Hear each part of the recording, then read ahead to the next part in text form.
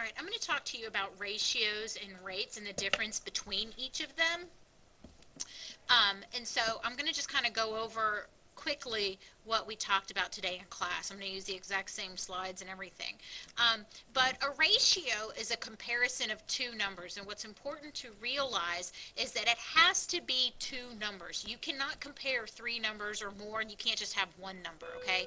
So a ratio needs to be a comparison of two numbers, such as 2 to 3. You could even say 5 to 2.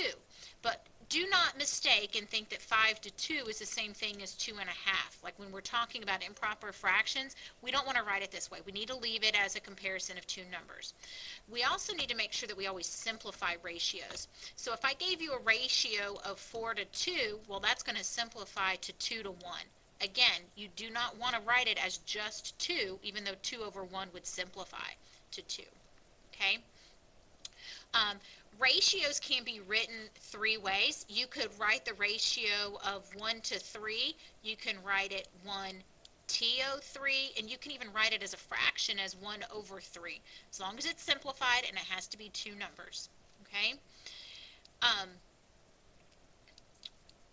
So in this problem here, if we're talking about the ratio of sandwiches to Coke bottles, you want to write the ratio the order that it's written in the problem. So there are 1, 2, 3, 4, 5, 6 sandwiches, and there are 1, 2, 3, 4, 5, 6, 7, 8 Coke bottles. And you could write it any of these three ways, but you need to simplify it. So you would really write it 3 to 4, 3 TO4, or like a fraction 3 to 4. Okay, because they have to be simplified.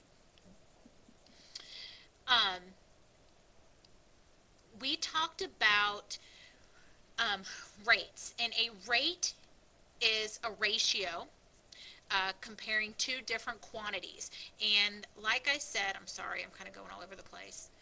A rate is a ratio that compares two different units of measure, and it's usually going to involve money, time, or distance. And an example of a rate is 1 pound of apples for $1.59.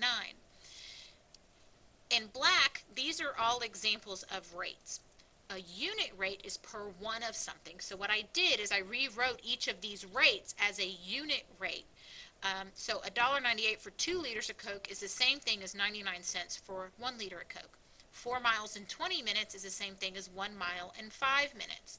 $30 for 6 hours of babysitting is the same thing for $5 for 1 hour of babysitting. Okay, so in red those are unit rates, in black those are regular rates.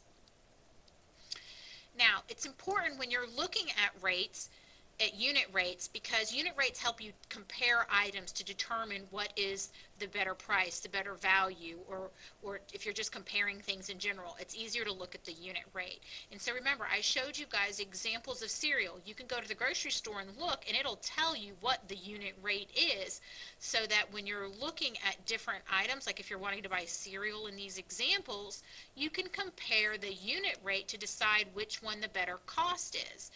And so when I look at all of these different types of cereal, Cheerios or the store brand, it helps me figure out what the better cost is.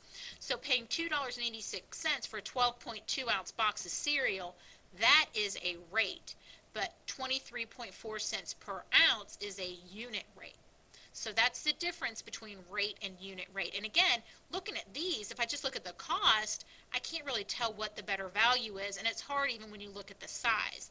But when you take the cost divided by the size, you get the unit cost or the unit rate, then it makes it easier for you to tell which one's the better deal. So I could say, oh, okay, the Honey Nut Scooters, the $5.24 box, that's the best deal for me. I'm going to get the more for my money.